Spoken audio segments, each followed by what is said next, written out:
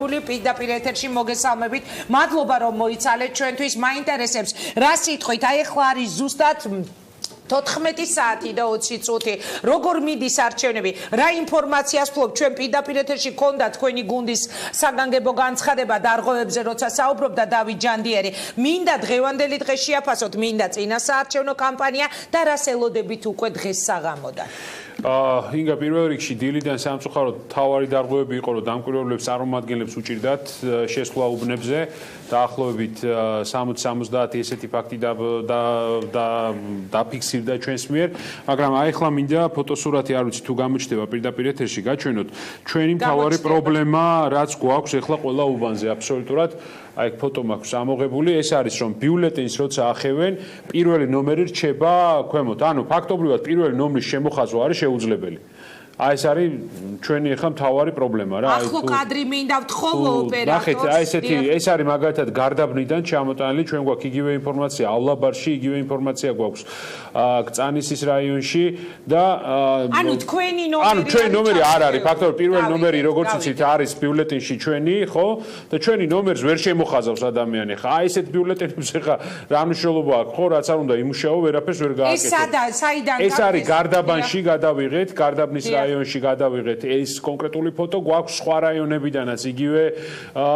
ასე ვთქვათ ინფორმაცია ვცდილობთ რომ ფაქტობრივი მასალა უფრო და უფრო მეტი მოვიპოვოთ ხედავთ რომ აქ არ არის ერთ ბიულეტენზე საუბარი აქ არის საუბარი საკმაოდ ბევრ ბიულეტენზე რომელიც არის ესე დაზიანებული ხო ეხლა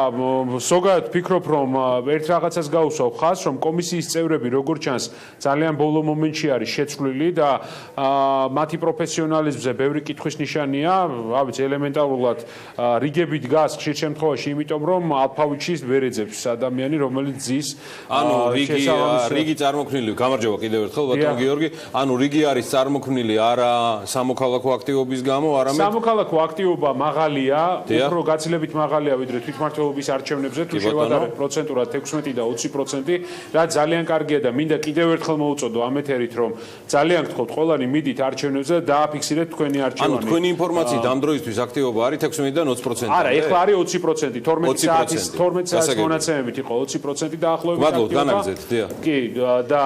რაც თუ შევადარებთ თვითმმართველობის არჩევნებს 16% იყო, რაც კარგია, მე ვფიქრობ და რაც უფრო გაიზრდება აქტივობა, მით უკეთესია და ამიტომ მოუწოდებ ყველა ამომრჩეველს, მიდით საარჩევნოობაზე თქვენი გადასაწყვეტი ეხლა ვინდა იყოს. რომელსაც ცენტრალური საარჩევნო კომისია არჩევებს, ბატონო გიორგი, ამომრჩევლების აქტივობა 19.91%-ით არის უკვე გაზრდილი. დამრავლდა ხო, ანუ და 20%-ია, მოდით ესე 20%-ია დაახლოებით. მაგრამ ეს კიდე არ არის ის აქტივობა, რაც ჭირდება იმ სწორი პოზიციების და გადაწყვეტილებების ჩამოყალიბებას, რაც ახლა ჭირდება ქვეყანას და ამიტომ მოუწოდებ ყველას, რომ მიდით არჩევნებზე და თქვენი არჩევანი გამოხატეთ. ძალიან ხო ყველას, რომ ვინც დააფიქსირებს ესეთ დარღვევებს იქვე ადგილზე ნახეთ. აი ხა მაგალითად ზოგ ხან ავიწყდებათ ხელმოწერა კომისიის წევრებს, არის ესეთ შემთხვევა, ანუ რაღაცა ისეთი სურათია რომ ვიღაცამ ეს კომისიის წევრები სწრაფად ბოლოსკენ შეცვალა ან ისეთი კომისიის წევრები არიან ჩასრულები ვინც მერე ყველაფერზე ხელს მოუწერს სავარაუდოდ რა მაგრამ თავარი თემა რა არის რომ აქტივობა და აქტივობა დარღვევებს რაც შეეხება მეორე ფაქტი მეორე მნიშვნელოვანი ფაქტი რაზეც მინდა ყურადღება გავამახვილო განსაკუთრებით რეგიონებში თვითმმართველობის ორგანოების გამგებლები და ასე შემდეგ გააქტიურდნენ განსაკუთრებით ბოლო პერიოდში თვითონ დადიან თავისი მანქანებით და მაქსიმალურად იძულებას ახდენენ ამომრჩევლის რომ შესაბამისი არჩევანი გააკეთონ. აი ესეც ვფიქრობ რომ ადმინისტრაციული რესურსის გამოყენება არის მნიშვნელოვანწილად, რასაც ხელისუფლება მიმართა. ბატონო გიორგი, ერთი კითხვა მინდა დაგისვათ რა მოვლენების როგორ განვითარებას ელით თქვენ უკვე საღამოდან. უშვებთ თუ არა რომ შესაძლებელია აღმოაჩინოთ ეგზიტ პოლების დადების შემდეგ რომ საერთოდ ვერ ლახავს ვერავინ ორი პარტიის გარდა ამ ბარიერს. მე რა იქნება? ინგა, მე ვფიქრობ რომ ეგზიტ პოლებმა სამწუხაროდ სერიოზული და ეგზიტ პოლების თემამ სერიოზული დისკრედიტაცია მოახდინა საკუთარი თავის და ალბათ საზოგადოების აბსოლუტური უმრავლესობა უკვე იმეჯის ქვეშ არის რომ დარწმუნებულია რომ ან რომელიღაც პოლიტიკურ პოლიტიკური ძალის ინტერესს გამოხატავს კონკრეტული ეგზიტ პოლები. ამიტომ ყველაზე მნიშვნელოვანია რეალური ხმების დათვლა და მნიშვნელოვანია თითოეული საარჩევნო ბიულეტენის კონტროლი იმისთვის რომ არ მოხდეს გაყალბება, იმისთვის რომ არ მოხდეს სხვაზე მითვლა. პირდაპირ ვამბობ რომ აი ესეთი ბიულეტენები რაც მე გაჩვენე აი ეხლა სწორედ ირაკლი ყიფიანი ავრცელებს ვიდეო მასალას ხონის 27 უბანი ეს კადრები გადის ეხლა თქვენი საუბრის პარალელურად ეთერში რომელიც ეხმარება ქალბატონს საარჩევნო კაბინაში შედის ამომრჩეველთან ერთად ქალბატონი ერთ-ერთი შედის ამომრჩეველთან ერთად და მოკლედ მერე კითხვა აქვს დასმული გამოიცანით აბა ვის სასარგებლოთო დაუბრუნდეთ ისევ ბატონ გიორგი ვაშაძეს ანუ რა მოლოდინები გაქვთ ბატონ გიორგი არ ვიცი ხა მე პირდაპირ გეუბნებით რომ ჩვენ გვაქვს ძალიან პოზიტიური და კარგი მოლოდინი ამ არჩევნების შედეგად თან აგიტაციაშიც რო არ ჩამეთვალოს ასე კარგი შევეცდები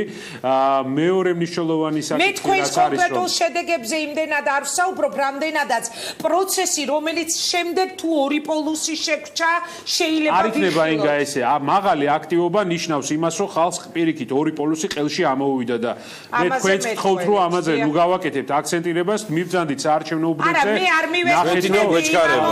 მიბრძანდით საარჩევნო უბნებზე ნახეთ რომ ადამიანებს რომლებიც თვლიან რომ მარტო ორი ძალა მიბრძანდით საარჩევნო უბნებზე და ნახეთ რომ ამომრჩეველი აბსოლუტურად განსხვავებულ არჩევანს აკეთებს მე მართლა დღეს განცხადებაც გავაკეთე და მე იმედი მაქვს რომ აი ეს ორპოლუსიანობა და პოლიტიკური დაპირისპირებები ქვეყანაში დამთავრდება და იქნება მართლაც წარმომადგენლობითი პარლამენტი იმისთვის რომ რეალურად გამოხატოს საზოგადოებრივი აზრი და ამ კინკლაობას და დაპირისპირებას არ გადაყვეს ეს ქვეყანა მე ვფიქრობ მაღალი აქტივობა ზოგადად მოასწავლებს სწორედ ამას რაც უფრო მეტი ამომრჩეველი მივა მით უფრო მეტი პოლიტიკური ორგანიზმი იქნება პარლამენტში წარმოდგენილი და ეს იქნება ძალიან კარგი ამიტომ მოუწოდებ ყველას რომ მოდით არჩევნებზე ჯერ კიდევ ბევრი დროა დარჩენილი ნუ დავჯდებით სახლში ნუ მივცემთ შესაძლებლობას იმას რომ რაღაცა არ იყოს თქვენი აზრი გამოხატული ხვალ საქართველოს პარლამენტში და მე წუთს დავიწყებ იყოს ასახული საპარლამენტო შედეგებზე ასე რომ ზუსტად 3 საათზე როცა ამ სტუდიაში ვახო სანაია და ნინო ჟიჟილაშვილი შემოვლენ მე და გიორგი მივდივართ ხმის მისაცემად და მე დავბრუნდები ყველანი არჩევნებზე ეს არის მთავარი საკითხი ეს თემა რომელსაც